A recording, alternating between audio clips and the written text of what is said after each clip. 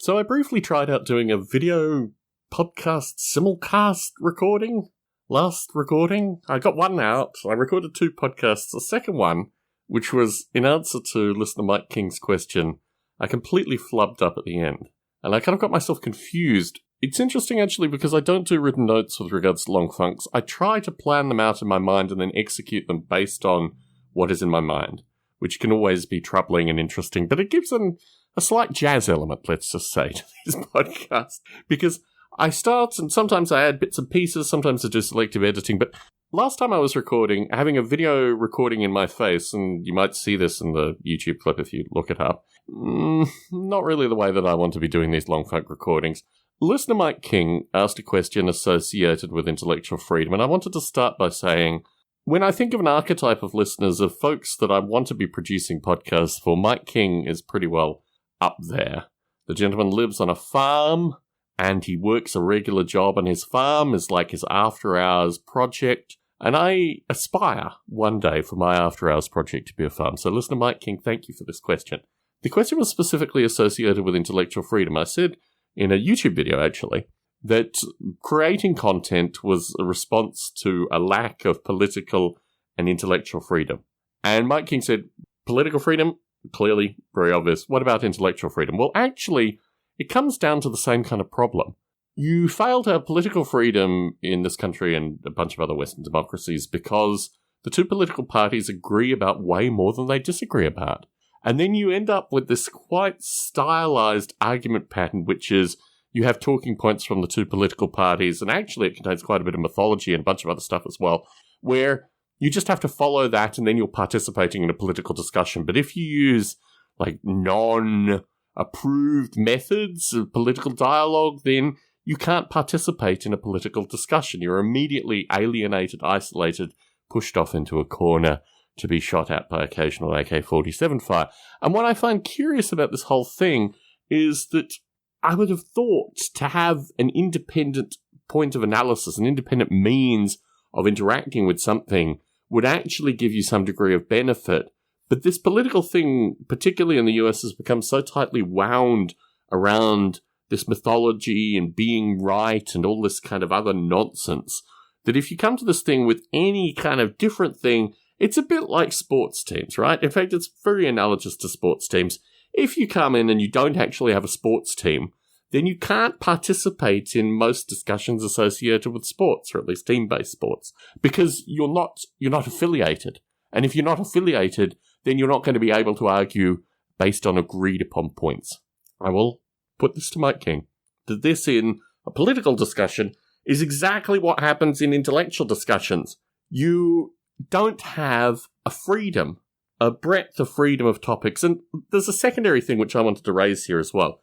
As soon as you have any degree of complexity in your argument, as soon as you have any degree of multiple analytical approaches or combination approaches or, understanding things using certain methodologies, if you have to give a preamble to explain the complexity of the problem that you're trying to go through, then you are going to lose a majority of your audience. And what happens in so many things today is that they're agreed upon things, which means that any discourse outside of this agreed-upon thing cannot happen. And academics have been very good about this. They've kind of created these framed discussion areas for many, many, generations. That's the game of academia in some regard. But in popular discourse, historically, I felt there was a greater degree of intellectual freedom, that you could start approaching things and give a general narrative and explanation. You could reach to a variety of different areas and create something typically based upon complexity that would yield an interesting answer, or at least interesting dialogue. And that doesn't exist anymore. The nature of conversations about specific topics are so heavily controlled and concatenated, particularly, because of kind of political hierarchy. In my reading of, and occasionally listening to, stuff associated with the rise of the Third Reich, the impact that fascism had on science, the practicing of science. In fact, what's particularly curious is, on one side you have the space race, which is perfectly codified for fascism, hence von Braun, and then you have atomic energy, which is not well codified because unfortunately a bunch of Jews came up with the early, formative elements of this nuclear stuff. So, it's interesting when you have fascism taking the oxygen out of the discussion associated with so much, you also have it taking the oxygen out of intellectual discussions as well.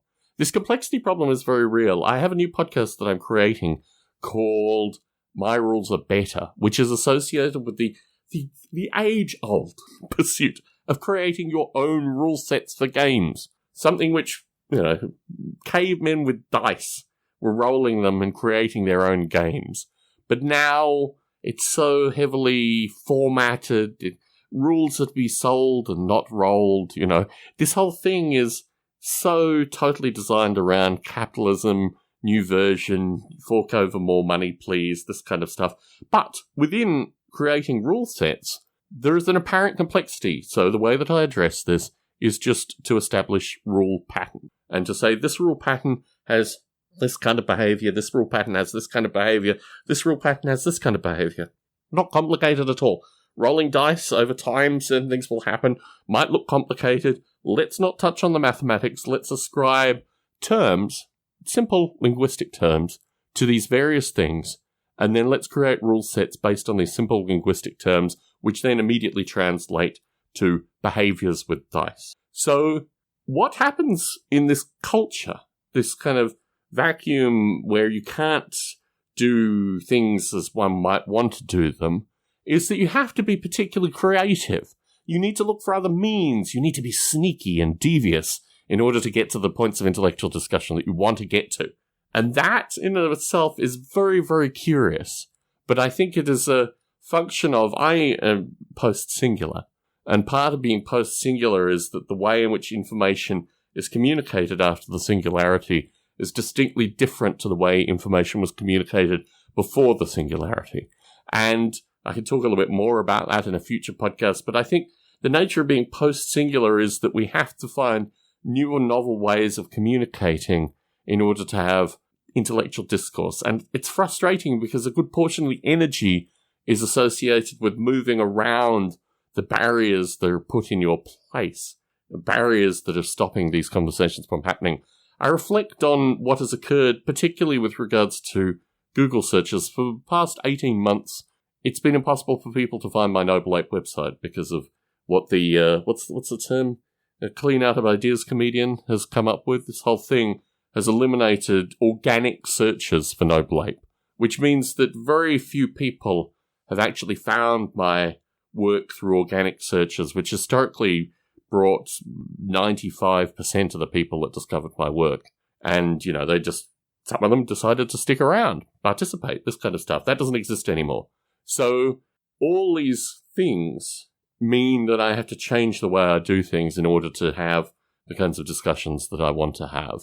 And certainly coming out with new podcasts next year, coming out with different ideas, putting these things out in slightly divergent forms is all associated with attacking what I feel is a lack of intellectual freedom, but is just as divisive and just as formulaic and just as designed by other things as the lack of political freedom in this country. And I think in some aspects, these things are also intertwined.